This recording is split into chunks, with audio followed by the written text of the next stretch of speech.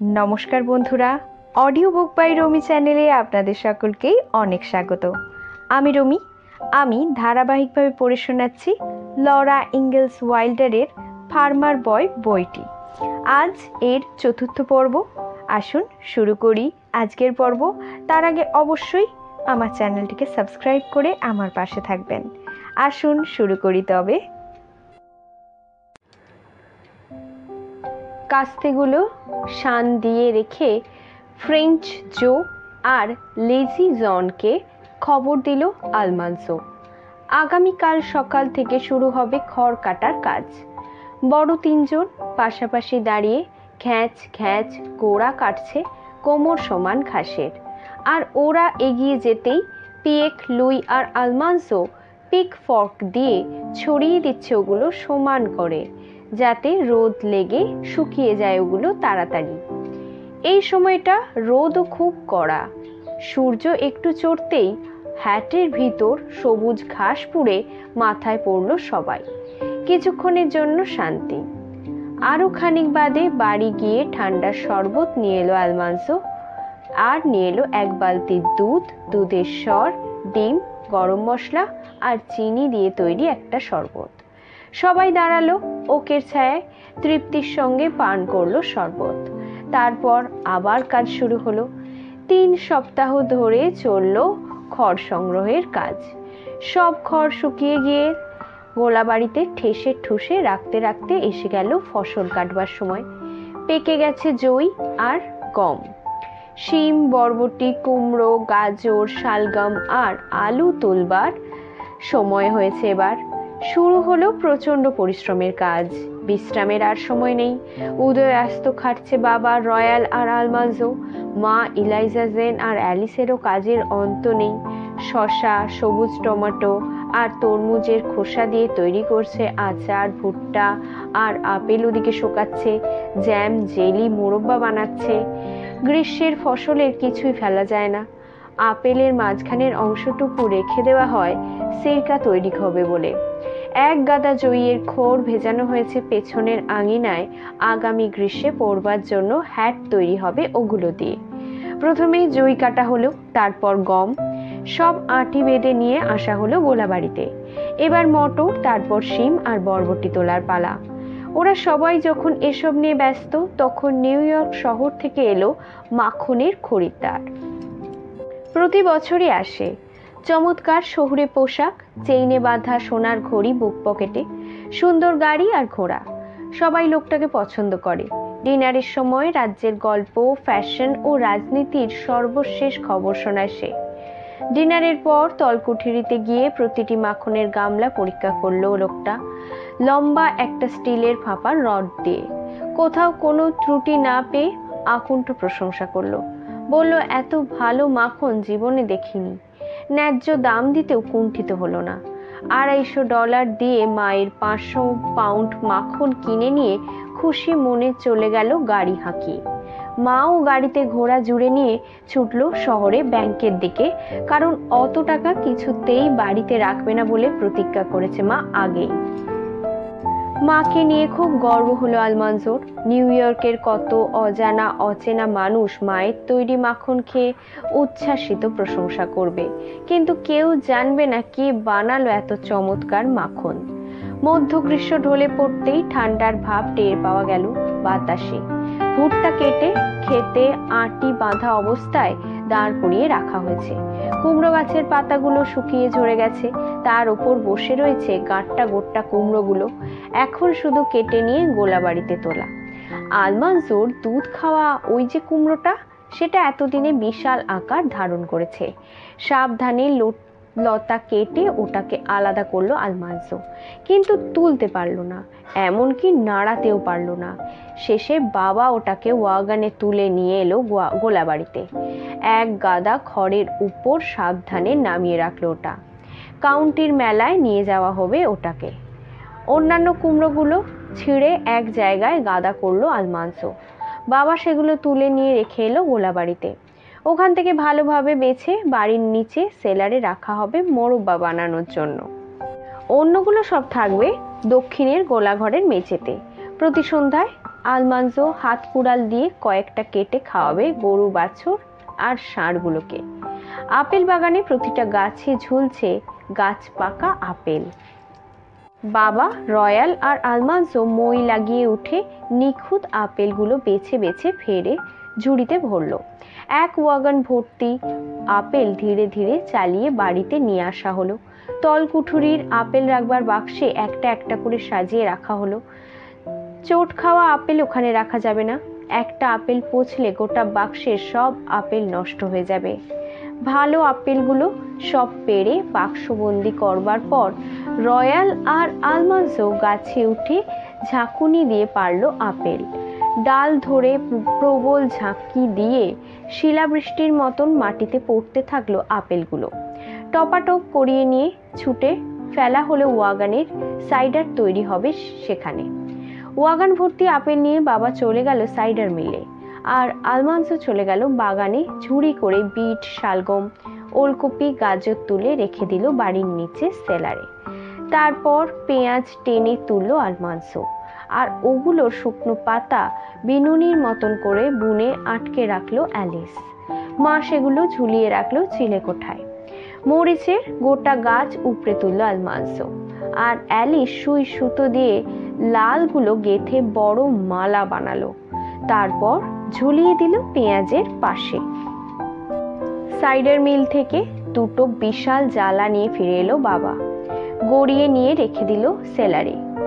আগামী আপেল মরশুম পর্যন্ত সাইডারের চাহিদা মেটাবেই জালা দুটো। পরদিন সকাল থেকে ঠান্ডা ঝোড়ো বাতাস বইতে শুরু করলো। মেঘগুলো গড়াগড়ি দিচ্ছে ধূসর আকাশে। চিন্তায় পড়ল বাবা। ক্ষেতের গাজর আর আলু এখনো তুলে ফেলা হয়নি। জুতো, মোজা, টুপি, কোট আর আস্তানা পরে তৈরি হলো এবার আলমানজো। অ্যালিস পরলো ঘোমটার মতন মাথা ঢাকা টুপি আর শাল। ও সাহায্য করবে আজ কাজে। বেস আর বিউটিকে লাঙলে জুড়ে গাজরের লম্বা সারিগুলোর মাঝ দিয়ে চাষ করলো বাবা। দুপাশের মাটি আলগা হয়ে যাওয়ায় গাজরগুলো এখন শুধু সরু একফালি জমির ওপর দাঁড়িয়ে। আলমানজো আর অ্যালিস টপাটপ তুলতে থাকলো গাজরগুলোকে, আর রয়্যাল ঝুঁটি সেটে ওগুলো ছুঁড়ে ফেলে দিতে লাগলো ওয়াগানে। ওয়াগান ভরে গেল। বাবা ওগুলো সেলারের বড় গাজর বাক্স করা ভর্তি বাক্সে রেখে এলো। আলমানজো আর অ্যালিস সেদিন যে ছোট্ট লাল দানা বুনেছিল সেগুলোই এখন 200 বুশেল গাজরে পরিণত হয়েছে। যত খুশি নিয়ে রান্না করবে মা, তারপরেও শীতকালে গরু আর ঘোড়াগুলোকে খাওয়ানোর জন্য যথেষ্ট থাকবে এই গাজর। আলু তোলবার কাজে সাহায্য করতে এলো লেজি জন। নিড়ানি দিয়ে খুঁচিয়ে জমি থেকে আলু তুলছে বাবা আর জন। অ্যালিস আর আলমানজো ওগুলো তুলে বাস্কেটে রাখছে। বাস্কেট ভরে গেলে ঢেলে দিয়ে আসছে ওয়াগানে। দুটো ওয়াগান আনা হয়েছে আজ মাঠে। একটা ভরে গেলেও রয়্যাল সেটা নিয়ে গিয়ে সেলারের জানলা দিয়ে বেলচার সাহায্যে ঢেলে দিয়ে আসছে আলুর বাক্সে। ততক্ষণে আরেকটা ওয়াগন প্রায় ভরে ফেলেছে অ্যালিস আর আলমানজো। দুপুরে কাজ থামলো না ওরা। অন্ধকারে যখন আর দৃষ্টি চলে না, তখন বাড়ি ফিরে গেল। জমিতে বরফ জমে যাওয়ার আগেই তুলতে হবে আলু, না হলে বরবাদ হবে আলু ক্ষেতের পেছনে 1 বছরের খাটুনি। আলু কিনে খেতে হবে তখন ওদের। এই সময় এরকম আবহাওয়া জীবনে দেখিনি বাবা, বলল বাবা। পরদিন খুব ভোরে উঠে আবার কাজে লাগলো ওরা। বিশ্রামের কোনো তোয়াক্কাই করলো না। সূর্য আর উঠলই না। অনেক নিচে নেমে এসেছে ধূসর মেঘ। ঠান্ডা হয়ে গেছে জমি, আলুগুলোও ঠান্ডা। শীতল হাওয়ায় মাঝে মাঝে শিউরে উঠছে শরীর। ধুলো এসে পড়ছে চোখে। চোখে ঘুম নিয়ে অবিরাম কাজ করে যাচ্ছে আলমানজো আর অ্যালিস। তাড়াতাড়ি করবার চেষ্টা করছে ওরা, কিন্তু আঙুলগুলো ঠান্ডায় যেন অবশ হয়ে আসছে। হাত চালাতে পারছে না ওরা ঠিক মতো। হাত থেকে খসেও পড়ছে আলু। নাকটা এমন ঠান্ডা হয়েছে না, বলল অ্যালিস। কান ঢাকার ব্যবস্থা আছে, নাক ঢাকার ব্যবস্থা করা যায় না?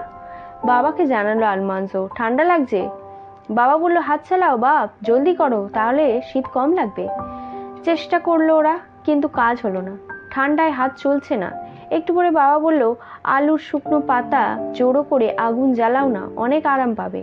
দুজনে মিলে এক গাদা শুকনো পাতা জোড়ো করে ফেললো এক জায়গায়। বাবার কাছ থেকে ম্যাচ নিয়ে আগুন ধরালো এক পাতায়।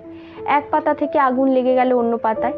কয়েক মিনিটের মধ্যেই মনে হলো পুরো মাঠটাই বেশ গরম হয়ে উঠেছে। এরপর আর কাজ করতে অসুবিধা হলো না। যখনই বেশি ঠান্ডা লাগে ছুটে গিয়ে দাঁড়ায় ওরা আগুনের ধারে, সেই সঙ্গে আরও কিছু শুকনো পাতা জড়ো করে রাখে।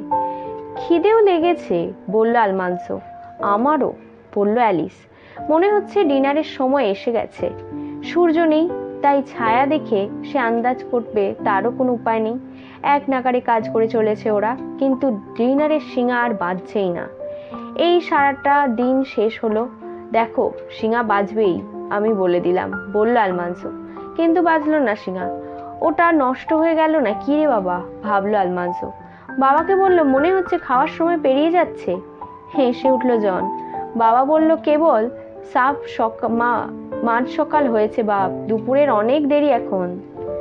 আবার কাজে লেগে গেল আলমান্সো। আলু তুলছে বাস্কেটে, রয়্যালকে দিচ্ছে, রয়্যাল ফেলছে ওয়াগানে। মেশিনের মতন চলছে সবার হাত। বাবা বলল, একটা আলু পুড়িয়ে খাও, খিদে কিছুটা কমবে। বড় দেখে দুটো আলু রাখলো আলমান্সো গরম ছাইয়ের ওপর। আশপাশ থেকে আরো ছাই টেনে ঢেকে দিল আলু দুটোকে। তারপর আরো কিছু শুকনো পাতা ফেললো আগুনের মধ্যে। কাজে ফিরে যাওয়ার দরকার বুঝতে পারছে, কিন্তু আগুনের কাছ থেকে নড়তে ইচ্ছে করছে না। বেশ লাগছে আঁচটা। অপেক্ষা করছে কখন সেকা হবে আলুগুলো। ওদিকে অ্যালিস একা কাজ করে চলেছে দেখে অস্বস্তিও লাগছে, তবে নিজেকে জুজ দিল এই বলে, আমিও তো কাজেই আছি, এর জন্যও তো একটা আলু রোস্ট করছি। হঠাৎ হিস হিস শব্দ কানে এলো। পর মুহূর্তেই কি যেন উড়ে এসে থ্যাপ করে পড়লো ওর চোখে মুখে। আটকে আছে জিনিসটা গালের সঙ্গে, প্রচন্ড গরম। গলা ফাটিয়ে চেঁচিয়ে উঠল আলমান্সো। চেঁচাতেই থাকলো, অসহ্য ব্যথা, চোখে দেখতে পাচ্ছে না কিছুই। চিৎকার চেঁচামেচি শুনতে পেল। দৌড়ে আসছে কারা ওর দিকে। বাবা বড় এক জোড়া হাত ওর হাত দুটোকে সরিয়ে দিল গালের ওপর থেকে। বাবা ওর মাথাটা পিছনে হেলাচ্ছে। অনর্গল ফ্রেঞ্চ বলছে লেজিজন, আর ফুপিয়ে কাঁদছে অ্যালিস। কি হয়েছে বাবা, কি হলো আলমান্সোর? চোখ দুটো একটু খোলো তো বাপ, বললো বাবা। আলমান্সো চেষ্টা করে দেখলো, শুধু একটা চোখ খুলে, ডান চোখটা মেলাই যাচ্ছে না। বুড়ো আঙুল দিয়ে বন্ধ চোখের পাতা খুললো বাবা। ব্যথায় উফ করে উঠলো আলমান্সো। বাবা বলল, যাক বাঁচা গেল, চোখে লাগেনি। একটা আলু ফেটে গিয়ে ছিটকে এসে পড়েছে ওর চোখে মুখে। চোখের পাতা ঠিক সময় মতন বন্ধ হয়ে যাওয়ায় শুধু পাতার উপরটা আর গালের একাংশেই ছ্যাঁকা লেগেছে। রুমাল দিয়ে চোখটা বেঁধে দিয়ে লেজিজনকে নিয়ে কাজে ফিরে গেল বাবা।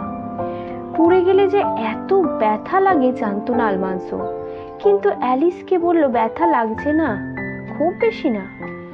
একটা কাঠি দিয়ে অন্য আলুটা বের করে আনলো ছাইয়ের নিচ থেকে। মনে হচ্ছে এটা তোমার আলুটা, নাক টেনে বলল। এখনো নাক চোখ থেকে পানি ঝরছে। না না, এটা তোমারটা, বলল অ্যালিস। আমারটাই ফেটেছে। কি করে যে জানলে কারটা ফেটেছে? তা জানি না, এটা তোমার, তুমি ব্যথা পেয়েছো তাই এটা তোমার। তাছাড়া আমার খিদে নেই, মানে বেশি খিদে নেই। আমার সামনেই তো খিদে লেগেছে বললে, বলল আলমান্সো। এসো, এটাকেই অর্ধেক করে খাই। বারেটা পুড়ে কালো হয়ে গেছে, কিন্তু আলুর ভেতরটা সাদা, চমৎকার সুন্দর গন্ধ। তারপর আবার ফিরে গেল ওরা কাজে। গালে ফোসকা পড়েছে, ডান চোখটা ফুলে বন্ধ হয়ে গেছে আলমান্সোর, কিন্তু দুপুরে একটা পুলটিস লাগিয়ে দিলেন মা ওখানে। রাতে সেটা বদলে আর একটা, পরদিন ব্যথা কমে গেল অনেকখানি। দ্বিতীয় দিন সন্ধ্যার পর শেষ হলো আলু তুলবার কাজ। প্রতি মিনিটে বাড়ছে ঠান্ডা। ওয়াগানের পিছু পিছু ফিরে এলো ওরা বাড়িতে। বাতি জেলে সেলারে আলু রাখছে বাবা। রয়্যাল আর আলমান্সোকে সরাতে হলো প্রাত্যহিক কাজগুলো সেদিনের। সবাই খুশি।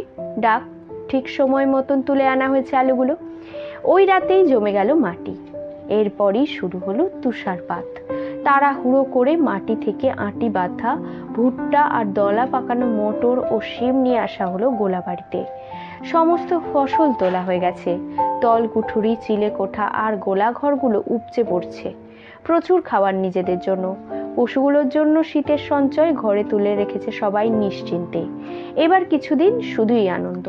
প্রস্তুত হচ্ছে সবাই কাউন্টি মেলার জন্য। কাউন্টি ফেয়ারে প্রতি বছর বিশাল আয়োজন হয়। সাজো সাজো রব পড়ে যায় চারিদিকে। সবাই ছুটছে শহরের দিকে নিজ নিজ সেরা পোশাক পরে। ওয়াইল্ডার পরিবারও রোববারের পোশাক পরে তৈরি। শুধু মা সেরা পোশাক না পরে মাঝারি ভালো পোশাক পরেছে, সঙ্গে নিয়েছেন অ্যাপ্রন। গির্জার ডিনারে রান্নার কাজে সাহায্য করবে আজ মা। বাগি সিটের নিচে জেলি, আচার আর মোরব্বার পাত্র রাখা রয়েছে। এগুলো মেলায় প্রদর্শনের জন্য নিয়ে যাচ্ছে এলাইজা জেন আর অ্যালিস। অ্যালিস ওর এমব্রয়ডারির কাজটাও নিয়েছে প্রতিযোগিতায় অংশ নেবে বলে। আলমানজোর বিশাল কুমড়ো চলে গেছে গতকালই ওয়াগানে চড়ে। অত বড় কুমড়ো বাগিতে করে নেওয়া সম্ভব ছিল না। যত্নের সঙ্গে ধুয়ে মুছে পালিশ করেছে ওটা আলমানজো। ওয়াগানের নরম খড় বিছিয়ে তার উপর আলগোছে বসিয়ে দিয়েছে বাবা ওটাকে তুলে। তারপর দুজনে পৌঁছে দিয়েছে মেলার প্রাঙ্গণে মিস্টার প্যাডকের কাছে। তিনি এ ধরনের জিনিসের দায়িত্বে আছেন। রাস্তায় আজ প্রচুর লোক, সবাই চলেছে মেলনের পথে। শহরে পৌঁছে দেখা গেল লোকের লোকারণ্য। স্বাধীনতা দিবসের চেয়েও অনেক বেশি মানুষ হয়েছে মেলায়। মাছির মতন ভনভন করছে সবাই। পথ করে উঠছে পতাকা, ব্যান্ড বাজছে মন মাতানো সুর আর ছন্দে। মা রয়্যাল আর দুই মেয়েকে নিয়ে নেমে গেল মেলা প্রাঙ্গণে। কিন্তু আলমানজো বাবার সঙ্গে চলে গেল গির্জার শেডে। ঘোড়া খুলতে সাহায্য করলো বাবাকে। শেডগুলো ভর্তি হয়ে গেছে। রাস্তার দুপাশ দিয়ে মানুষের স্রোত বইছে যেন। ধুলো উড়িয়ে যাচ্ছে আসছে অসংখ্য বাগি। উৎসবের সাজ পড়েছে সবাই। আনন্দ আজ যেন ধরে না। বলো তো বাপ, জিজ্ঞাসা করলো বাবা, কোন দিক থেকে শুরু করি? আগে ঘোড়াগুলো দেখলে কেমন হয়, বলল আলমানজো। মৃদু হেসে বাবা বলল, চলো তাহলে। অনেকেই ডেকে থামিয়ে কুশল বিনিময় করলো বাবার সঙ্গে। সবাই কথা বলছে। কয়েকজন শহুরে ছেলের সঙ্গে ফ্র্যাঙ্ক চলে গেল পাশ কাটিয়ে। মাইলস, লিন্ডস আর আরন ওয়েবকে দেখলো আলমানজো। ওরা ডাকলো ওকে, কিন্তু ও বাবার সঙ্গেই রয়ে গেল। মেলা প্রাঙ্গণের দোকানে হাঁক ছাড়ছে বিক্রেতারা। কমলা, কমলা, ফ্লোরিডার মিষ্টি কমলা, ভাগ্য পরীক্ষা, 1 ডাইম, মাত্র 1 ডাইম।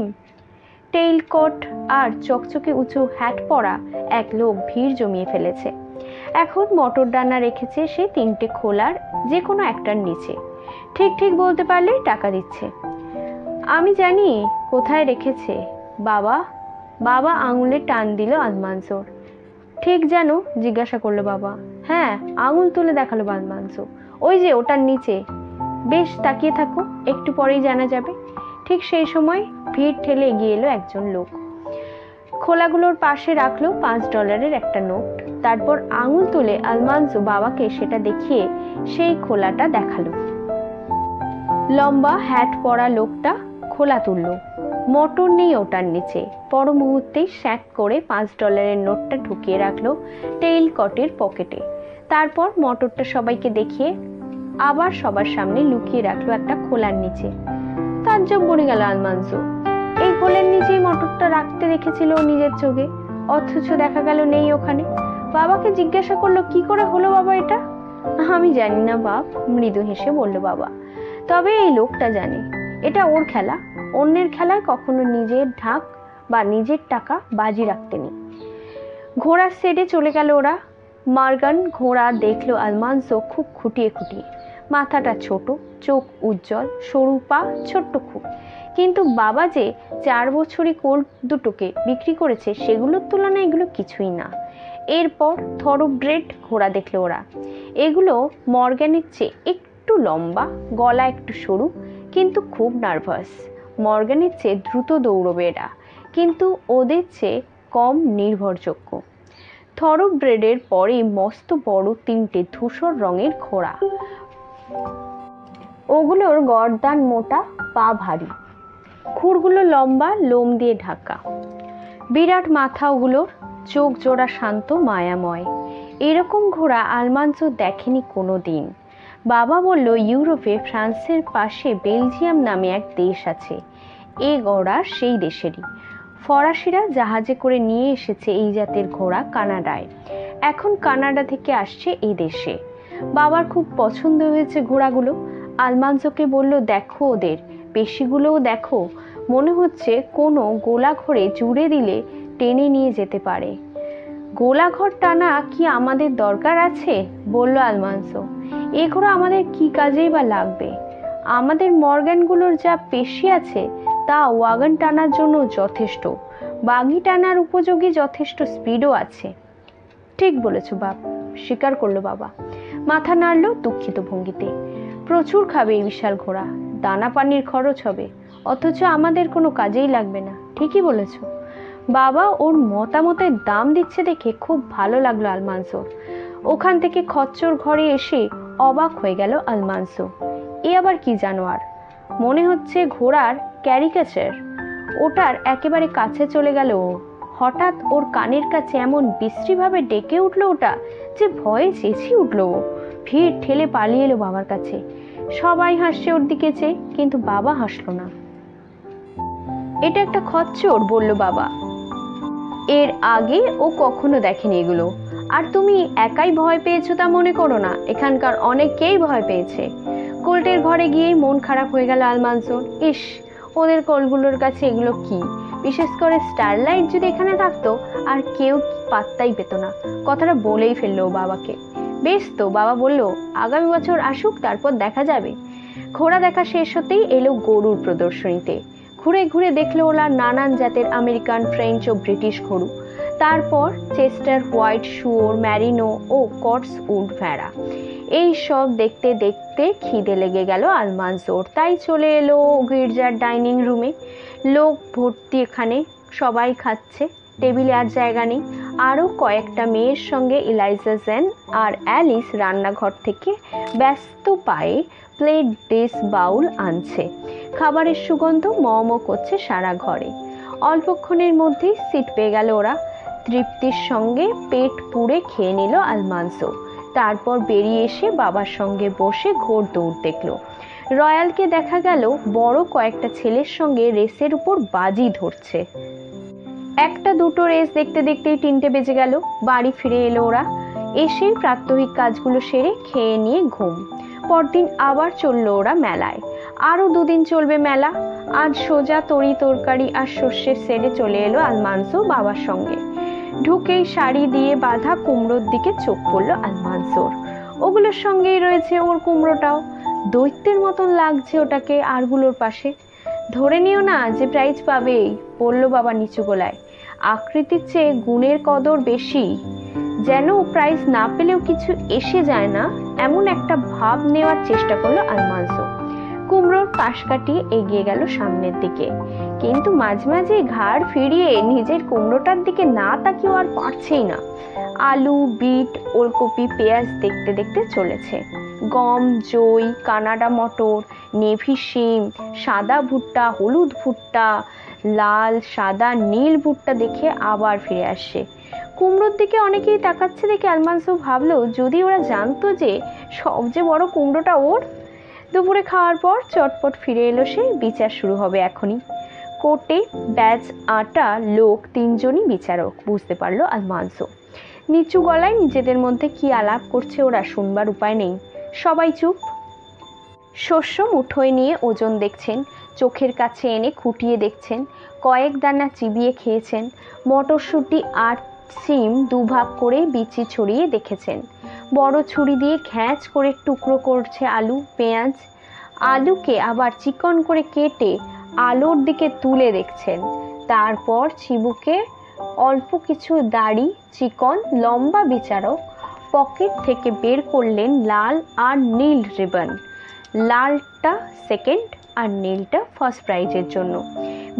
বিজয়ী তরি তরকারির গায়ে লাল নীল রিবন এঁটে দিলেন তিনি। এতক্ষণ টু শব্দ ছিল না কারো মুখে। এবার সবাই হাঁপ ছেড়ে একসঙ্গে কথা বলতে শুরু করলো। আলমান্সো লক্ষ্য করলো যারা প্রাইজ পায়নি তারা সবাই বিজয়ীকে অভিনন্দন জানাচ্ছে। ও বুঝতে পারলো ওর কুমড়োটা যদি প্রাইজ না পায়, ইচ্ছে না করলেও ওকে অভিনন্দন জানাতে হবে বিজয়ীকে। এইবার কুমড়োর দিকে এগোলেন বিচার মণ্ডলী। কান গরম হয়ে গেল আলমান্সোর। নির্বিকার ভাব বজায় রাখা মুশকিল হয়ে পড়ল ওর পক্ষে। কসাইদের বড় ধারালো ছুরি সংগ্রহ করে আনলো মিস্টার প্যাডক। প্রধান বিচারককে দিলেন সেটা। তারপর ভচাত করে কেটে কুমড়োটার ভেতর থেকে বের করে আনলেন একটুখানি শ্বাস। ছুরির বাটে চাপ দিয়ে পুরো একটা ফালি কেটে উঁচু করে ধরলেন। অন্য বিচারকদেরও পরীক্ষা করলো ওই কুমড়োর হলুদ অংশ, খোসার পুরুত্ব, ভিতরের ফাঁপা জায়গা আর বিচির পরিমাণ। ছোট্ট করে একটা ফালি কেটে চিবিয়ে স্বাদ নিলেন ওরা। এরপর আরেকটা কুমড়োয় ছুরি চালানো হলো। ভিড়ের চাপে বাবার কাছ থেকে দূরে সরে গেছে আলমান্সো। হাঁ করে শ্বাস নিতে বাধ্য হচ্ছে ও।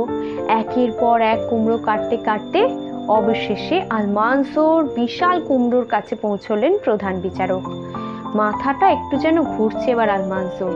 দেখা গেল মস্ত কুমড়োর মাঝখানের গর্ত বিরাট, অসংখ্য বীজে ভরা। এর মাংসটা অন্যগুলোর তুলনায় একটু ফ্যাকাশে। এটা ভালো কি মন্দ জানে না আলমান্সো। বিচারকদের সবাই চিবিয়ে স্বাদ নিলেন কুমড়োটার, কিন্তু তাদের মুখ দেখে বোঝা গেল না স্বাদটা কেমন।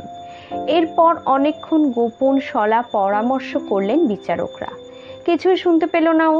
সরু লম্বা প্রধান বিচারক মাথা নাড়লেন, থুতনি দাড়ি টানলেন। সবার চেয়ে হলুদ কুমড়োটার থেকে আর এক ফালি কাটলেন তিনি। আলমান্সোর থেকেও কাটলেন এক ফালি। মুখে দিয়ে চিবোলেন এক এক করে। ফালি দুটো বাড়িয়ে দিলেন অন্যদের দিকে। অন্যরাও স্বাদ নিলেন। মোটা বিচারক কিছু বলতেই অন্য দুজন হাসলেন। মিস্টার প্যাডক ঝুঁকে এলেন টেবিলের ওপর থেকে। এই যে মিস্টার ওয়াইল্ডার, বাপ বেটা দুজনেই উপস্থিত দেখছি। মেলা কেমন লাগছে আলমান্সো? কোনো জবাব দিল না আলমান্সো। আস্তে করে শুধু বলল, ভালো ভালো স্যার। লম্বা বিচারক একটা লাল আর একটা নীল রিবন বের করে ফেলেছেন পকেট থেকে। সবাই চুপ। তিনটে মাথা এক হলো। ফিসফিস করে কথা হলো নিজেদের মধ্যে। তারপর ঘুরে দাঁড়ালেন প্রধান বিচারক। একটা পিন দিয়ে নীল রিবনে গাঁথলেন তিনি। আলমান্সোর কুমড়ো থেকে বেশ কিছুটা দূরে অন্য একটা কুমড়োর ওপর দুলছে ওটা। ঝুঁকলেন বিচারক, তারপর হাত লম্বা করে ধীরে ধীরে, তারপর ফ্যাচ করে পিনটা ঘুরিয়ে দিলেন আলমান্সোর কুমড়োর গায়ে। বাবা তার হাত রাখলেন আলমান্সোর কাঁধে। শ্বাস আবার চালু হতে আলমান্সো বুঝলো এতক্ষণ দম বন্ধ করে রেখেছিল ও। খুশির একটা ঝিরঝিরে অনুভূতি ওর সারা শরীরে। ওর হাত ঝাঁকাচ্ছেন মিস্টার প্যাডক। সব বিচারকেরা ওর দিকে তাকিয়ে হাসছেন। চেনা অচেনা অনেক লোক অভিনন্দন জানাচ্ছে ওদের। বাহ মিস্টার ওয়াইল্ডার, দারুণ দেখিয়েছেন তো আপনার ছেলেটাকে, ও দারুণ খেল দেখালো। মিস্টার ওয়েব প্রশংসা করলেন। চমৎকার কুমড়ো ওটা আলমান্সো, এর চেয়ে ভালো কুমড়ো জীবনে দেখিনি বলে তো মনেই পড়ছে না। মিস্টার প্যাডক বললেন, এত বড় কুমড়ো আমিও দেখিনি এই জীবনে। বাবা, কি করে এত বড় করলে এটাকে আলমান্সো? আলমান্সো বুঝতে পারলো না কি জবাব দেবে। দুধ খাইয়ে বড় করেছে বললে কি দোষ হবে? সত্যি কথা বললে যদি প্রাইজটা কেড়ে নেয় তাহলে ওরা হয়তো ভাববে ও ঠকিয়েছে সবাইকে। বাবার দিকে চাইলে আলমান্সো, কিন্তু সেখান থেকেও কোনো সাহায্য এলো না। আমি ভালো মতো নিড়ানি দিয়েছি। তারপর পরিষ্কার বুঝলো ও মিথ্যে কথা বলছে, আর বাবা শুনছে সে মিথ্যে। চট করে তাকালো মিস্টার প্যাডকের দিকে। দুধ খাইয়ে বড় করেছি আসলে। আচ্ছা, এতে কোনো দোষ হয়নি তো? না, ঠিকই করেছো, ওটাকে দুধ খাইয়ে, বললেন মিস্টার প্যাডক। বাবা হাসলো। ছেলে সত্যি কথা বলায় খুব খুশি। পর মুহূর্তে নিজের ভুলটা বুঝতে পারলো আলমান্সো। বাবা তো জেনে শুনেই ওটাকে দুধ খাওয়াতে বলেছিল। এটা বেআইনি হলে নিশ্চয়ই বলতো না। ঠকিয়ে প্রাইজ নেওয়ার লোক বাবা নন। বাবার সঙ্গে ভিড় ঠেলে চলল আলমান্সো। দেখলো যে কোলটা প্রথম পুরস্কার পেয়েছে, স্টারলাইটের কাছে সেটা কিছুই নয়। মনে মনে স্থির করলো আগামী বছর বাবাকে বলে স্টারলাইটকে নিয়ে আসবে মেলায়। এরপর ওরা হাঁটবার প্রতিযোগিতা দেখলো, লাফ দেওয়ার প্রতিযোগিতা দেখলো, ছুঁড়ে মারবার প্রতিযোগিতা দেখলো ঘুরে ঘুরে। বেশিরভাগ সময়ই চাষি ছেলেরা জিতলো। শহুরে ছেলেরা পারলই না ওদের সঙ্গে। বারবারই ঘুরে ফিরে নিজের বিজয়টাই মনে আসছে আলমান্সোর বুকের ভিতর থেকে। শিরশির করছে আর কেমন একটা চমৎকার অনুভূতি হচ্ছে। বাড়ি ফেরবার সময় জানতে পারলো আলমান্সো অ্যালিসের উলের কাজও প্রথম পুরস্কার পেয়েছে। এলাইজা জেন জেলিতে পেয়েছে লাল রিবন, আলিস পেয়েছে নীল। খুব খুশি হয়ে বাবা বলল, দেখা যাচ্ছে ওয়াইল্ডার পরিবারেরই জয় জয়কার। পরদিনও মেলা হচ্ছে, কিন্তু ওরা আর গেল না। 2 দিনই যথেষ্ট। নিয়ম ভাবা একদিন ভালো লাগে, বড় জোর 2 দিন, তারপর আর মজা থাকে না ওতে। নিজেদের স্বাভাবিক কাজকর্মে ফিরে গেল ওরা। উত্তর থেকে বইছে বাতাস। নাস্তা খেতে খেতে বলল বাবা, মেঘও করেছে, সময় থাকে বীজ নাট কুড়িয়ে আনা দরকার। আলমানজো, রয়্যাল আর অ্যালিস গরম জামা পরে চলল বাবার সঙ্গে। রাস্তা দিয়ে গেলে 2 মাইল, কিন্তু মাঠের ওপর দিয়ে আড়াআড়িভাবে গেলে মাত্র আধ মাইল।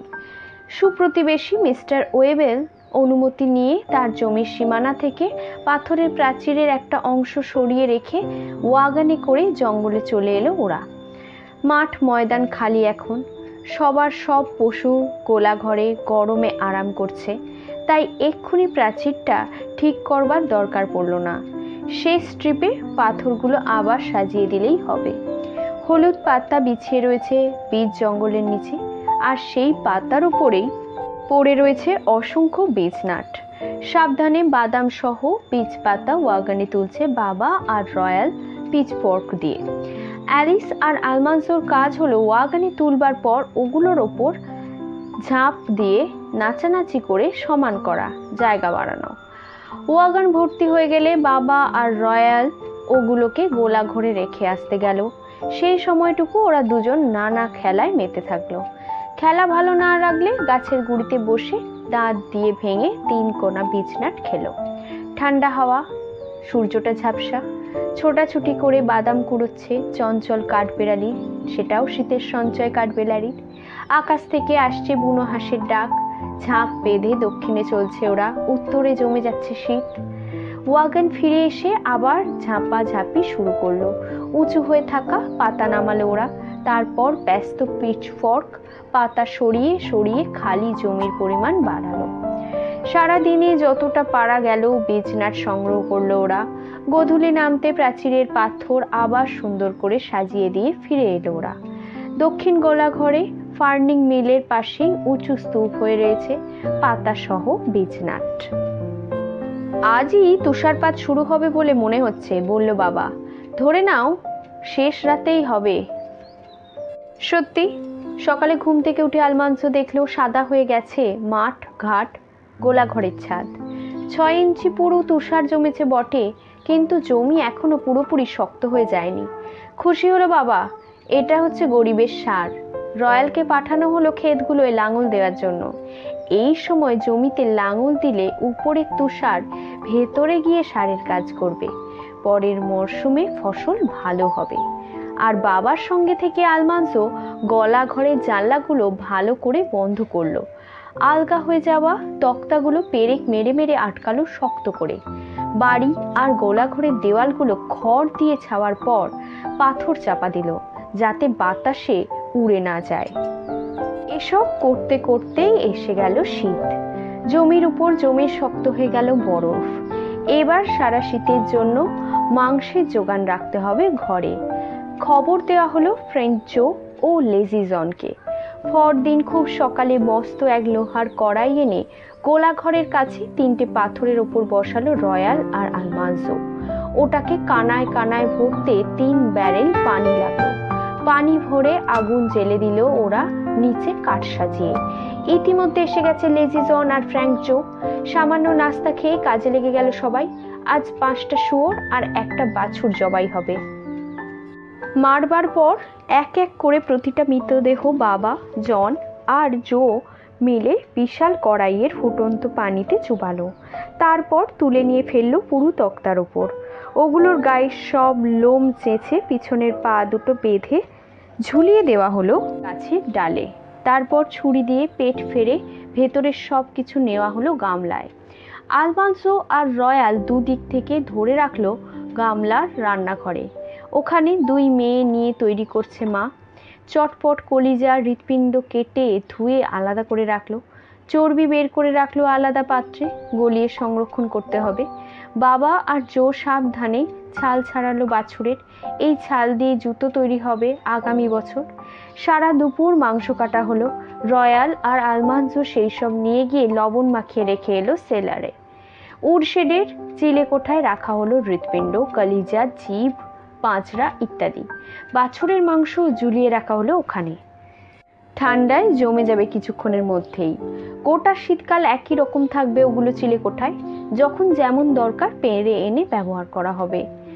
কাজ শেষ করে মজুরি হিসেবে মাংস নিয়ে শীষ দিতে দিতে বাড়ি চলে গেল ফ্রেঞ্চ জো আর লেজি জন। দুই মেয়ে নিয়ে মা রান্নাঘরে ব্যস্ত থাকলো পুরো পরের একটা সপ্তাহ। মাংস, চর্বি, মগজ কোনটা ভেজে রাখছে, কোনটা সেদ্ধ করে রাখছে, কোনটা ছেঁকে রাখছে, কোনটা শক্ত চাকা, কোনোটা জেলির মতন নরম, কোনোটা পাশ চুবিয়ে রাখছে সিডারের, কোনোটা আবার ব্র্যান্ডিতে। আলমান্সোকে ধরে তাকে দিয়ে মাংস পেশানো হলো কয়েক হাজার টুকরো।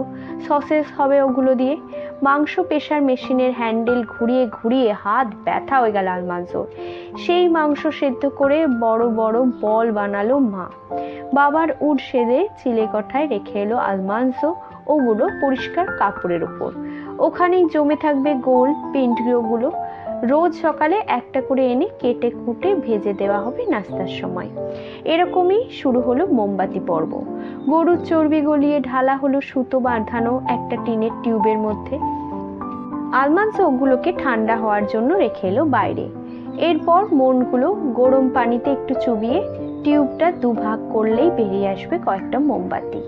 পুরো একটা দিন গেল মোমবাতি তৈরির কাজে। সাজিয়ে রাখা হলো সব জায়গা মতো। আগামী 1 বছর চলবে ওদের এই মোমবাতি দিয়ে। এবছর মুচি আসতেই দেরি করছে বলে খুব অস্থির হয়ে উঠল মা। আলমান্সোর মোকাসিন ভর্তা হয়ে গেছে এখন। রয়্যালের বুটের অবস্থা তার চেয়েও খারাপ। পা যে বড় হয়ে যাচ্ছে আর জায়গায় জায়গায় চামড়া ছিঁড়ে বেরিয়ে এসছে। এখন ঠান্ডায় পা কনকন করে, কিন্তু মুচি না আসা পর্যন্ত কিছুই করবার নেই। প্রতি বছর এই সময়ে আসে মুচি। কয়েকদিন থেকে যায়, যেমন পছন্দ জুতো বানিয়ে দিয়ে যায়। বড্ড দেরি করছে তো লোকটা এবারে আসতে। এদিকে রয়্যাল, এলাইজা জেন আর অ্যালিসের একাডেমি পড়তে যাওয়ার সময়ও হয়ে গেছে। প্রত্যেকেরই জুতো বানানো একান্ত প্রয়োজন। পোশাক তো তৈরি করে ফেলেইছে মা। রয়্যালের জন্য নতুন স্যুট, সেই সঙ্গে গ্রেট কোট আর ফ্ল্যাপ লাগানো টুপি, চিবুকের নিচে বোতাম লাগানো ঢাকা পরে কান। ইলাইজা জেনের জন্য বাদামি আর অ্যালিসের জন্য বেগুনি রঙের সুন্দর নতুন ড্রেস সেলাই করেছে মা। ওরা দুজন এখন পুরনো কাপড়গুলো সেলাই খুলে উল্টে নিয়ে সেলাই করায় ব্যস্ত। এর ফলে নতুনের মতন দেখাবে ওগুলো। মনে হবে দুটো ড্রেস পরেছে ওরা এই বছর। প্রত্যেক সন্ধ্যায় মায়ের উলের কাটা তুফান বেগে চলে। ক্লিক ক্লিক শব্দ হয় মৃদু। সবার জন্য তৈরি হচ্ছে গরম মোজা। কিন্তু কোথায় মুচি? ব্যাটা এলোই না। মেয়েদের স্কার্টে ঢাকা পড়েছে পুরনো জুতো, কিন্তু রয়্যাল বেচারা কোথায় লুকোবে জুতো? চমৎকার একটা স্যুট পরে যাবে সে একাডেমিতে, কিন্তু জুতোর দিকে তাকালে কাটা চামড়ার ফাঁক দিয়ে সাদা মোজা দেখা যাবে। কিছুই করবার নেই। বাবার সঙ্গে একা গোলা ঘরে কাজগুলো সারলো আলমান্সো। রয়্যালের জন্য মনটা কেমন যেন করে উঠল ওর। নাস্তার সময় দেখা গেল রয়্যাল, এলাইজা জেন আর অ্যালিস পোশাক পরে তৈরি। কেউই তেমন কিছু খেতে পারল না। বাবা গেল স্লেতে ঘোড়া জুড়ে সামনের আঙিনায় নিয়ে আসতে। আলমান্সো বড় ভাই আর বোনেদের ব্যাগগুলো নিচে এনে রাখলো। অ্যালিস না গেলে খুব ভালো হতো, ভাবলো একবার। গাড়ি এসে দাঁড়াতেই উঠে পড়লো সবাই। অ্যাপ্রনে চোখ মুছে হাসি মুখে বিদায় দিল মা ওদের। চলতে শুরু করলো স্লে। অ্যালিস ফিরে তাকিয়ে বলল, গুড বাই, গুড বাই। সারাটা দিন মন খারাপ থাকলো আলমান্সোর। মনে হলো সব কিছুই যেন থেমে আছে, সব যেন শূন্য। বাবা মার সঙ্গে বসে ডিনার খেলো ও একা। সন্ধ্যার বেশ একটু আগেই গোলাবাড়ির কাজ শুরু করলো রয়্যাল নেই বলে। কাজ সেরে বাড়ি ফেরবার কোনো তাগিদই বোধ করলো না ও আজ। কারণ গিয়ে দেখবে তো অ্যালিস নেই। মন খারাপ লাগছে আজ। ইলাইজা জেনের জন্য মন খারাপ করছে। রাতে বিছানায় শুয়ে শুয়ে ভাবতে চেষ্টা করলো 5 মাইল দূরে ওরা যে কি করছে এখন। পরদিনই হাসতে হাসতে ঢুকলো মুচি। 3 সপ্তাহ দেরি করে আসায় মা প্রথমে খুব বকাবকি করলো ওকে, কিন্তু জানা গেল দোষটা ওর নয়। এক বিয়ে বাড়িতে ওকে আটকে রাখা হয়েছিল অনেকগুলো জুতো বানিয়ে দেওয়ার জন্য। মুচি লোকটা মোটা সোটা, হাসি খুশি, আমোদ প্রিয়। খাবার ঘরে জানলার পাশে নিজের কাজের বেঞ্চ বসিয়ে যন্ত্রপাতি সাজিয়ে তৈরি করে নিল। ডিনার খেয়েই লেগে পড়লো কাজে। গত বছরের ট্যান করা চামড়া এনে দিল বাবা। কিভাবে কি তৈরি হবে বুঝিয়ে দিল সব। ডিনারের সময় মজার মজার খবর শোনালো মুচি, হাসির গল্প বলল, আকুণ্ঠ প্রশংসা করলো মায়ের রান্নার। এমন সব রসালো কৌতুক শোনালো যে হাসিতে ফেটে পড়লো বাবা। হাসতে হাসতে পানি এসে গেল মায়েরও চোখে। খাওয়া দাওয়া সেরেই জানতে চাইলো মুচি কার জুতো দিয়ে তৈরি করবে কাজ। বাবা বলল, আমার মনে হয় আলমানজোর জন্য এক জোড়া বুট দিয়ে তৈরি করো। অবাক হয়ে গেল আলমানজো, বলে কি, ওর বহুদিনের শখ বুট পরে, কিন্তু এত দ্রুত বাড়ছে ওর পা যে ভেবেছিল এবছরও মোকাসিনই পড়তে হবে। ওকে মাথায় তুলছো তুমি জেমস, মা আপত্তি করলো। কিভাবে, প্রশ্ন করলো বাবা। আমার তো মনে হয় বুট পরার বয়স হয়ে গেছে এবার ওর। পুলকিত আলমানজো মোকাসিন আর মোজা খুলে একটা কাগজে পা রাখলো। মুচি তার লম্বা পেন্সিল দিয়ে ছবি এঁকে নিল পায়ের। তারপর কোন দিকে কয় ইঞ্চি লিখে ফেললো মাপ যোগ করে। ব্যাস, আলমানজোকে আর দরকার নেই। কাজেই বাবার সঙ্গে গোলাবাড়ির কাজে লেগে গেল আলমানজো। পরদিন সকালে ওর বুটের সোল কাটা হলো চামড়ার ঠিক মাঝখান থেকে, ভেতরের সোল কাটা হলো কিনারের পাতলা চামড়া থেকে, উপরের অংশ কাটা হলো সবচেয়ে নরম চামড়া থেকে। তারপর সেলাইয়ের সুতোয় মোম ঘষতে শুরু করলো মুচি। এইবার শুরু হবে সেলাই। বুট জোড়া তৈরি হয়ে গেলেই পায়ে দিয়ে হেঁটে দেখলো আলমানজো। চমৎকার ফিট করেছে পায়ে, বেশ গটমট আওয়াজ হচ্ছে হাঁটলে। মনের খুশি আর চাপতে পারলো না আলমানজো, হাসি এসে যাচ্ছে সামান্য কথাতেই। শনিবার মেলনে গিয়ে অ্যালিস, রয়্যাল আর ইলাইজা জেনকে নিয়ে এলো বাবা। খুশি মনে ওদের জন্য নানা রকমের খাবার তৈরি করলো মা। বারবার গেটের কাছে গিয়ে দাঁড়ালো আলমানজো আলিস আসবে বলে। এক বিন্দু বদলায়নি অ্যালিস। ব্যাগ থেকে নাম্বার আগেই চেঁচিয়ে উঠলো, আরে আলমানজো, নতুন বুট পরেছো তুমি? চমৎকার একজন মহিলা হওয়ার শিক্ষা নিচ্ছে ও একাডেমিতে। গান শিখছে, আচার আচরণ শিখছে, কিন্তু বাড়ি ফিরতে পেরে ওর আনন্দের সীমা নেই। অ্যালাইজা জেনের কথাবার্তা আগের চেয়েও কর্কশ। প্রথমেই বলল, আলমানজোর বুটের আওয়াজ খুব বেশি। রয়্যাল কোনো কথাই বলল না।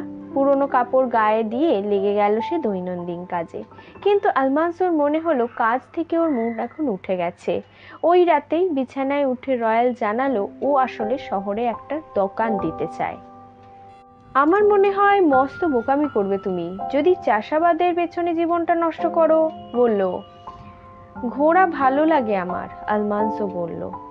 আরে দূর, দোকান মালিকেরও ঘোড়া থাকে, জবাব দিল রয়্যাল। প্রতিদিন সুন্দর সুন্দর পোশাক পরে ওরা, পরিষ্কার পরিচ্ছন্ন থাকে, গাড়ি হাঁকায়, দোকান ভালো চললে এমন কি কোচম্যানও রাখে। কিছু বলল না আলমানজো, তবে পরিষ্কার জানে কোচম্যানের ওর কোনো দরকার নেই। কোল্টগুলোকে ট্রেনিং দেবে, পোষ মানাবে, তারপর নিজের ঘোড়া নিজে দাঁড় করাবে। পরদিন একসঙ্গে গির্জায় গেল ওরা।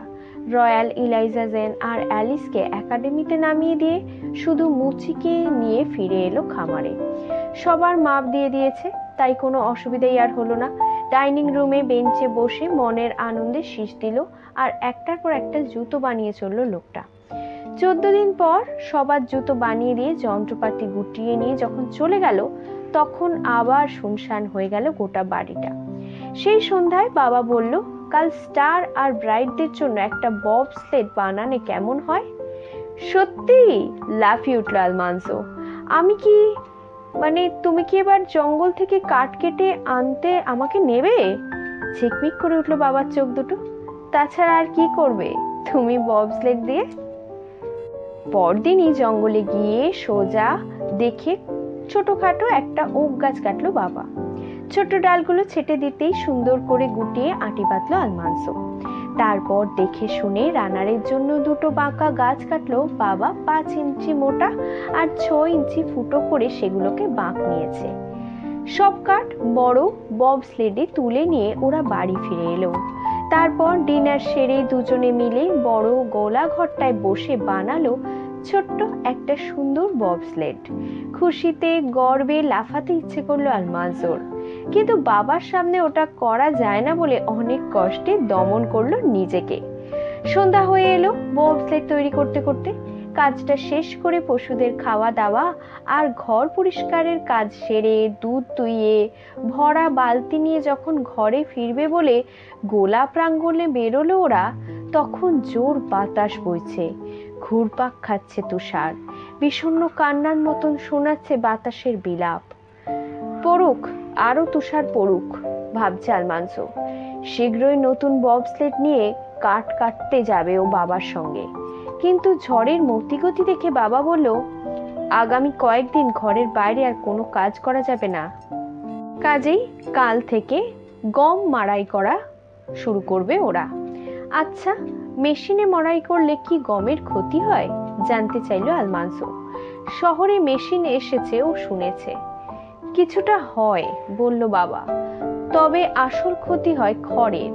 ওগুলো আর গরু বাছুরকে খাওয়ানোর উপযুক্ত থাকে না। আমি নিজে গিয়ে দেখে এসেছি। মেশিন হচ্ছে অলস লোকের জন্য। হ্যাঁ, তাড়াতাড়ি হয় ঠিকই, কিন্তু আমাদের তাড়াটা কোথায়? এই ধরো, আগামী কয়েকটা দিন বাইরে কোনো কাজ নেই।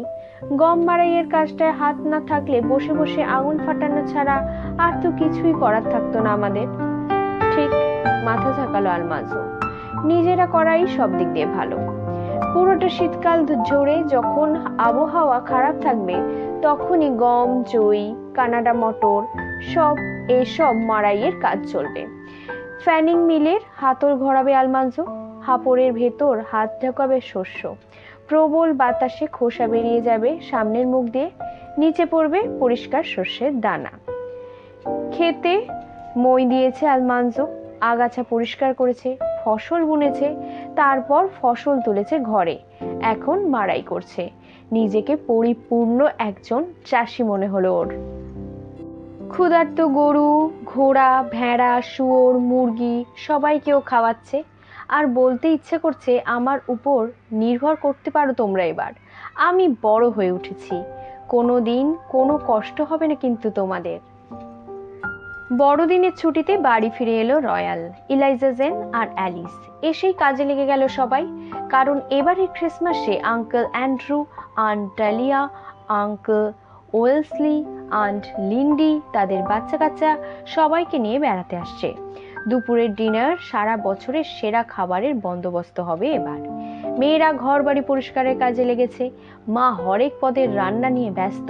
রয়্যাল গেছে বাবার সঙ্গে মাড়াইয়ের কাজে, আলমানসোকে রেখে দিয়েছে মায়ের ফরমাস খাটবার জন্য। স্টিলের চামচ, কাঁটা, ছুরি ঘষে মেজে পরিষ্কার করা, রূপোর প্লেট, তস্তরি, ডিশ পালিশ করে চকচকে করা, এসবের ভার পড়েছে এখন ওর ওপর।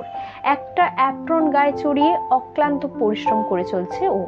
কাল সকালে ঘুম থেকে উঠেই মোজার ভিতর পাওয়া যাবে বড়দিনের উপহার। ভালো হয়ে চললে ভালো উপহার পাওয়া যাবে, নইলে নাকি মোজার ভেতর ছোট্ট একটা কাঠের টুকরো থাকবে। রান্নাঘর থেকে এতই সুগন্ধ আসছে যে পানি এসে যাচ্ছে জিভে। পাউরুটি সেকে বের করে রাখা হয়েছে ঠান্ডা হওয়ার জন্য।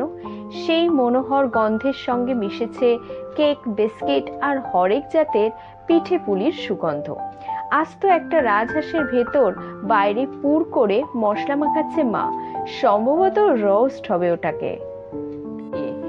এক মনে কাজ করে চলছে আলমানসো। তারই ফাঁকে ফাঁকে ছুটে হচ্ছে চিলেকোঠা থেকে তেজপাতা বা গরম মশলা নিয়ে আসবার জন্য। পর মুহূর্তেই হয়তো ছুটতে হবে তলকুঠুরি থেকে আপেল আনতে, তারপর আবার ছুটে চিলেকোঠায় পেঁয়াজ আনতে, এরপর আবার ঠান্ডার মধ্যে বেরিয়ে এক দৌড়ে পানি আনতে হবে আর পাম্প করতে হবে বালতি ভরার জন্য। সব কাজ সেরে উঠে দাঁড়িয়েছে। এমনি সময় আদুরে গলায় মা বলল, বাবা আলমানসো, স্টোভটা একটু পালিশ করে দাও তো। ঘর বাড়ি ঝকঝকে তকতকে, সবাই ক্লান্ত, ঘুমে ভেঙে আসছে চোখ। রাতের খাওয়া হয়ে যেতেই মশলা মাখানো রাজহাঁস আর ছোট্ট একটা শুয়োর রাতভর ধীরে ধীরে রোস্ট হওয়ার জন্য ঢুকিয়ে দেওয়া হলো হিটারের মধ্যে। ঘড়িতে চাবি দিয়ে বাবা হাই তুলল। আলমানসো আর রয়্যাল দুটো পরিষ্কার মোজা ঝুলিয়ে রাখলো একটা চেয়ারের পিঠে। আরেকটা চেয়ারের পিঠে ওদের মোজা ঝুলিয়ে রাখলো অ্যালিস আর এলাইজা জেন। তারপর মোম হাতে সিঁড়ি বেয়ে চলে গেল সবাই যে যার বিছানায়। খুব ভোরে অন্ধকার থাকতে ঘুম ভেঙে গেল আলমানজোর। ভেতরে কেমন যেন একটা উত্তেজনা। হঠাৎ ওর মনে পড়লো, আরে আজ তো ক্রিসমাসের সকাল। লেপ সরিয়ে লাফিয়ে পড়লো জ্যান্ত কিছুর উপর। কাকিয়ে উঠল রয়্যাল।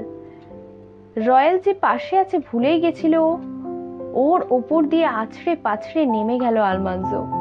গলা ফাটিয়ে চেঁচাচ্ছে, ক্রিসমাস ক্রিসমাস, মেরি ক্রিসমাস। এবার ধীরে ধীরে লাইট শার্টের উপর প্যান্ট পরে নিল। রয়্যালও খাট থেকে লাফিয়ে নেমে একটা মোম জ্বালালো, এক থাবা দিয়ে ওটা ছিনিয়ে নিল। ছুটলো আলমানজো সিঁড়ির দিকে। আরে কি করো, আমার প্যান্ট গেল কই? আলমানজো ততক্ষণে নেমে গেল অর্ধেক সিঁড়ি। অ্যালিস আর ইলাইজা জেনও ছুটে বেরিয়ে এসছে ওদের ঘর থেকে, কিন্তু আলমানজোর সঙ্গে দৌড়ে কেউ পারলো না। দূর থেকেই দেখা গেল মোটা সোটা হয়ে ঝুলছে ওর মোজাটা। একটা মোমদানিতে মোমটা দাঁড় করিয়ে তুলে নিল ওই মোজাটা। প্রথমেই বেরোলো চমৎকার একটা কান ঢাকা টুপি, মেশিনের সেলাই করা দারুণ একখানা টুপি। চিবুকের নিচ থেকে বোতাম খুলে কানের ঢাকনাটা মাথার উপরে তুলে রাখা যায়, ওখানেও একটা বোতাম আছে। মনের আনন্দে চিৎকার করলো আলমানজো। এত সুন্দর টুপি পাবে স্বপ্নেও ভাবতে পারেনি ও। উল্টে পাল্টে ভেতরটা দেখলো, বাইরেটাও দেখলো, মুসলিম লাইলিংয়ে আঙুল বুলিয়েও দেখলো। তারপর মাথায় পড়লো ওটা। একটু বড় হলো মাথায়, ভালোই হলো। ও তো বাড়ছে, অনেকদিন পরা যাবে এই টুপি। ইলাইজা জেন আর অ্যালিসও নিজের নিজের মোজার ভেতর হাত দিয়ে চিহি চিহি ডাক ছাড়ছে। রয়্যাল পেয়েছে একটা সিল্কের মাফলার, দাঁত বেরিয়ে পড়েছে খুশিতে। মোজার ভেতর আবার হাত ঢোকালো আলমানজো। বেরিয়ে এলো দামি একটা হরহাউল্ড ক্যান্টি। একটা কাঠির শেষ প্রান্তে কামড় দিল। বাইরেটা নরম, কিন্তু ভেতরটা শক্ত, অনেকক্ষণ ধরে মজা করে খাওয়া যাবে। এরপর বেরোলো এক জোড়া নতুন দাস্তানা, তারপর একটা কমলা, তারপর এক প্যাকেট শুকনো ডুমুর। আরে বাস, এত উপহার! ওর মনে হলো কেউ কোনোদিন এত ভালো ভালো উপহার পায়নি ক্রিসমাসে। যা পেয়েছে এই শেষ মনে করেছিল। কিন্তু মোজার গোড়ালির কাছে আছে আরো কি যেন, ছোট পাতলা শক্ত মতো কি যেন একটা। কি হতে পারে ভাবতে ভাবতেই বের করে আনলো জিনিসটা। আর সর্বনাশ, জ্যাক নাইফ! 4 ব্লেডের একটা জ্যাক নাইফ। চেঁচিয়ে বাড়ি মাথায় করে ফেললো আলমানজো। সব কটা ফলা খুলে দেখালো ঝকঝকে ধার। উফ, এত আনন্দ রাখবে কোথায়? দেখো অ্যালিস, রয়্যাল, দেখো দেখো দেখো, জ্যাক নাইফ! বাবার গলা ভেসে এলো উপর থেকে। তার আগে ঘড়িটা দেখো। থমকে পরস্পরের দিকে তাকালো ওরা। রয়্যাল মোমবাতিটা তুলে ধরতেই সবাই তাকালো ঘড়ির দিকে। 3:30 বাজে। এলাইজা জেন পর্যন্ত হতভম্ব হয়ে গেল, কি বলবে বুঝে পেল না। 1.5 ঘন্টা আগেই হইচই করে ঘুম ভাঙিয়ে দিয়েছে ও মা বাবার। কয়টা বাজে জানতে চাইলো বাবা। আলমানজো তাকালো রয়্যালের দিকে, রয়্যাল তাকালো ইলাইজা জেনের দিকে। ইলাইজা জেন ঢোক গিলে মুখ খুলতে গেল, কিন্তু তার আগেই অ্যালিস বলল, মেরি ক্রিসমাস বাবা। মেরি ক্রিসমাস মা। এখন 4টে বাজতে 30 মিনিট বাকি বাবা। ঘড়িটা বলে চলেছে টিক টক টিক টক টিক টক। বাবা চাপা হাসি শোনা গেল চারপাশে। হিটারের তাপ বাড়িয়ে দিল রয়্যাল ড্যাম্পার খুলে। ইলাইজা জেন রান্নাঘরে চুলো ধরিয়ে কেটলি চড়িয়ে দিল। গরম হয়ে উঠলো বাড়িটা। নেমে এলো বাবা মা। পুরো 1 ঘন্টা বাড়তি সময় পাওয়া গেছে উপহারগুলো উপভোগ করার জন্য। অ্যালিস পেয়েছে একটা সোনার লকেট, ইলাইজা জেন পেয়েছে গার্নেটের একজোড়া কানের দুল, মার হাতে বোনা নতুন লেস কলার আর কালো লেস লাগানো দাস্তানাও পেয়েছে ওরা দুজন। রয়্যাল সিল্কের মাফলার ছাড়াও পেয়েছে সুন্দর একটা চামড়ার মানি ব্যাগ। কিন্তু আলমানজোর ধারণা সবার সেরা উপহার পেয়েছে ওই। এমন ক্রিসমাস তো আর হয়ই না। একটু পরেই ব্যস্ত সমস্ত হয়ে উঠল মা। তাড়া দিতে শুরু করলো সবাইকে। গোলাবাড়ির কাজ সারতে হবে, দুধ জাল দিতে হবে, নাস্তা সেরেই তরিতরকারি কাটতে হবে। পুরো বাড়িটা ধোপ দস্তুর করে মেহমান পৌঁছানোর আগেই জামা কাপড় পরে তৈরি হয়ে নিতে হবে। সূর্য উঠে পড়লো, চরকির মতন ঘুরছে মা সবখানে, কথা বলছে অনর্গল। আলমানজো কান দুটো ধুয়ে ফেলেছে। আহা রয়্যাল, পায়ে পায়ে ঘুরো না তো। ইলাইজা জেন, খেয়াল রেখো, আলুগুলো ফুটছে। তুমি কুটছো তো? আর আলুর চোখ বেরিয়ে আসছে কেন? দেখতে পেলে তো লাফিয়ে চলে যাবে পেয়ালা থেকে।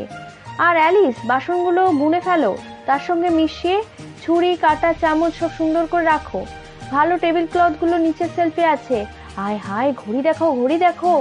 স্লে বেলের আওয়াজ কানে আসতেই দড়াম করে চুলোর দরজা বন্ধ করে ছুটলো মা অ্যাপ্রন ছেড়ে ব্রুশটা পরে সবাইকে ওয়েলকাম করবে বলে। অ্যালিস দৌড়ালো নিচের দিকে, ইলাইজা ছুটলো উপরের দিকে দুজনকে অ্যালমান্সোর কলার সোজা করতে বলল। ওদিকে মা ডাকছে বাবা গলা বন্ধটা লাগিয়ে দেওয়ার জন্য। এমনি সময় আঙ্কেল ওয়েলসলি স্লেটা থেমে দাঁড়ালো ওদের বাড়ির সামনে। ঝাঁকি খেয়ে অনেকগুলো ঘন্টা বেজে উঠলো একসঙ্গে। দৌড়ে বেরিয়ে গেল অ্যালমান্সো। ওর পেছনে পেছনে এমন ভঙ্গিতে ধীরে সুস্থে বেরোলো মা বাবা যেন তাড়াহুড়ো কাকে বলে ওরা জানেই না। ফ্র্যাঙ্ক, ফ্রেড, অ্যাবনার আর মেরি নেমে এলো স্লে থেকে। আন্ট লিন্ডি নামবার আগে বাচ্চাটাকে মার কোলে দিচ্ছে। এমন সময় পৌঁছে গেল আঙ্কেল অ্যান্ড্রুর স্লে। আঙিনা ভর্তি হয়ে গেল ছেলেতে, আর বাড়ি ভর্তি হয়ে গেল হুপ স্কার্টে। আঙ্কেল দুজন মাটিতে পা ঠুকে তুষার ঝরালো বুট থেকে, তারপর মাফলার খুললো। রয়্যাল আর তার চাচাতো ভাই জেমস বাগি হাউসে নিয়ে গেল স্লে দুটোকে। ঘোড়া খুলে স্টলে ঢুকালো, ঘষে দিল ওদের তুষারের হিম লাগা পাগুলোকে। নতুন টুপি মাথায় দিয়ে চাচাতো ভাইদের নিজের জ্যাক নাইফ দেখালো আলমান্সো। ফ্র্যাঙ্কের টুপিটা পুরনো হয়ে গেছে এতদিনে, ওর অবশ্য জ্যাক নাইফ আছে একটা, কিন্তু ওটার ফলা মাত্র 3টে। সবাইকে নিয়ে গিয়ে স্টার আর ব্রাইটকে দেখালো, নিজের ছোট্ট ববস্লেডটাও দেখালো। লুসির পেছনের দিকটা গমের সিজ দিয়ে চুলকানোর অনুমতিও দিল। তারপর বলল যদি চুপ করে থাকো তাহলে স্টারলাইটকেও দেখতে পাবে।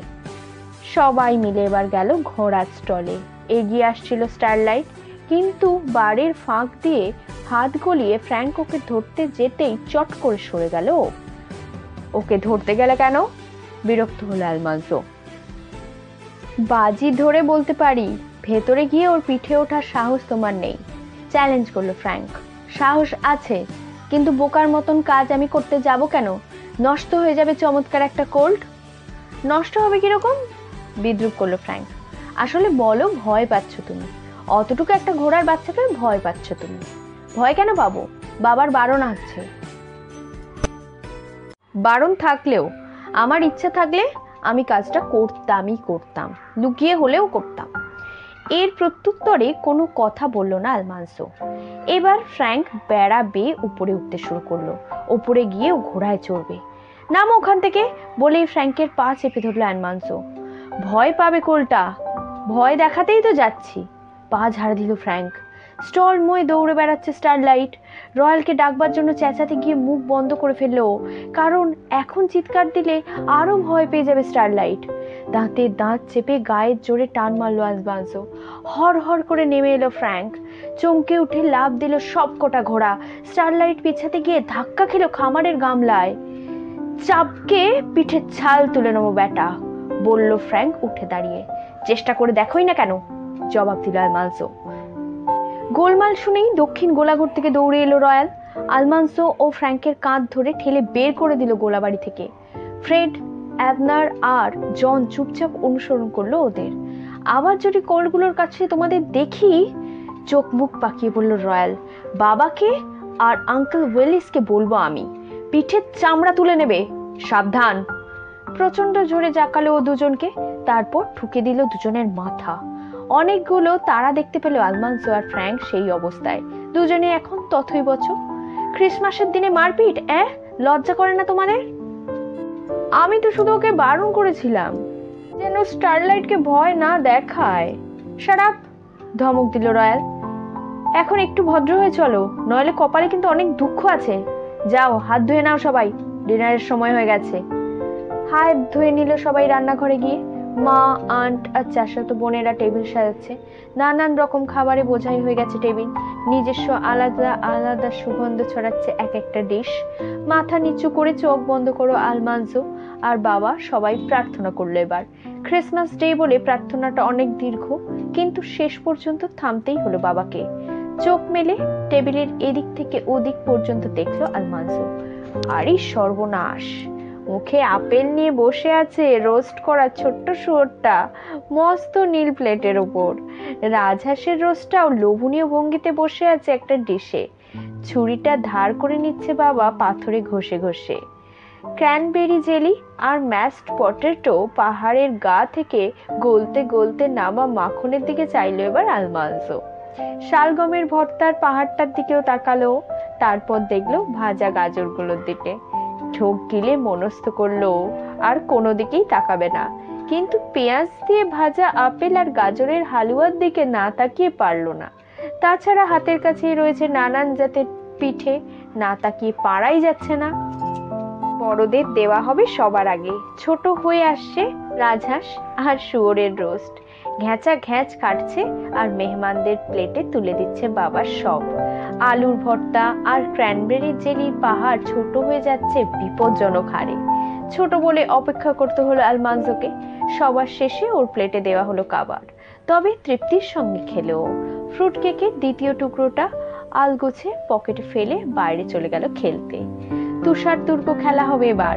রয়্যাল আর জেমস দল গড়ছে। ফ্র্যাঙ্ক গেল রয়্যালের দলে, আলমান্সোকে নিল জেমস। তুষারের বল বানিয়ে ওটাকে গভীর তুষারের উপর গড়িয়ে মস্ত কয়েকটা বল তৈরি করলো দুই পক্ষ মিলে। তারপর সেগুলোকে একটা দেওয়ালের সঙ্গে সেটে তারপর তুষার দিয়ে ফাঁক ফোকর ঠেসে বন্ধ হলো দুর্গ।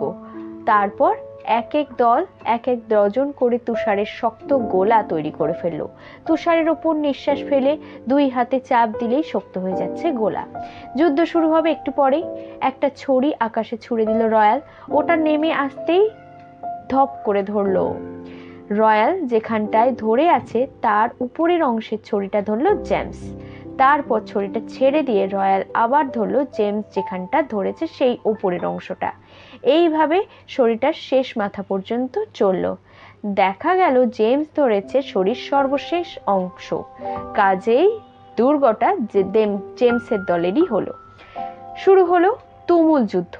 সাই সাই ছুটছে গোলা। গোলার আঘাত থেকে বাঁচবার জন্য কখনো একপাশে সরছে, কখনো নিচে হচ্ছে আলমান্সো। হাঁক ছাড়ছে কোমাঞ্চিদের মতন আর ছুটছে গোলা। দেওয়ালের উপর দিয়ে দল বল নিয়ে আক্রমণ করে বসলো রয়্যাল। এক লাফে উঠে দাঁড়িয়ে ফ্র্যাঙ্ককে টেনে নামালো আলমান্সোর নিচে। গড়াগড়ি করতে করতে গভীর তুষারের মধ্যে চলে গেল ওলা। দুই হাত চালাচ্ছে দুজন দুজনের বিরুদ্ধে গায়ের জোরে। নাকে মুখে তুষার ঢুকে গেল আলমান্সোর, তবুও ছাড়লো না ফ্র্যাঙ্ককে। ফ্র্যাঙ্ক ওকে ফেলে দিল নিচে, কিন্তু কিলবিল করে আরো নিচ থেকে বেরিয়ে গেল আলমান্সো। উঠে বসতে গিয়ে ফ্র্যাঙ্কের মাথা ঢুকে গেল আলমান্সোর নাকে। রক্ত পড়ছে, কিন্তু পরোয়া না করেই ল্যাং মেরে ফেলে দিল ফ্র্যাঙ্ককে। তারপর ওর উপরে চড়ে বসে বৃষ্টির মতন ঘুষি চালালো। চিৎকার করে বলছে, হার মানো, হার মানো। আলমান্সোর নিচ থেকে বেরোবার চেষ্টা করছে ফ্র্যাঙ্ক, ফেলে দেবার চেষ্টা করছে ওকে, কিন্তু পাথরের মতন জমে বসে থাকলো আলমান্সোর বুকের ওপর। মুখটা ঠেসে দাবিয়ে দিয়েছে তুষারের গভীরে। বিপদ বুঝে হার মারলো ফ্র্যাঙ্ক। চেঁচি করে বলছে, মানছি মানছি, ছাড়ো ছাড়ো। মা এসে দাঁড়ালো দরজায়, চেঁচিয়ে উঠলো, যথেষ্ট খেলা হয়েছে, এবার ঘরে চলে এসো সবাই। ঘরে এসে আপেল খেলো ওলা। গ্লাসে ঢেলে দিল সাইডার। কিছুক্ষণের মধ্যেই মহিলারা ফিরে যাওয়ার জন্য তৈরি হলো। বড় ছেলে মেয়েদের তাড়া লাগালো। শাল দিয়ে জড়িয়ে দিল কচি বাচ্চাদের। যে যা স্লেতে উঠে কোলে টেনে নিল ল্যাম্প রোড। তারপর কণ্ঠে তখন সবাই বলল, গুড বাই, গুড বাই। এরপর টুং টাং ঘন্টার ধ্বনি ধীরে ধীরে মিলিয়ে গেল দূরে, অনেক দূরে। ফুরিয়ে গেল এবারের ক্রিসমাস।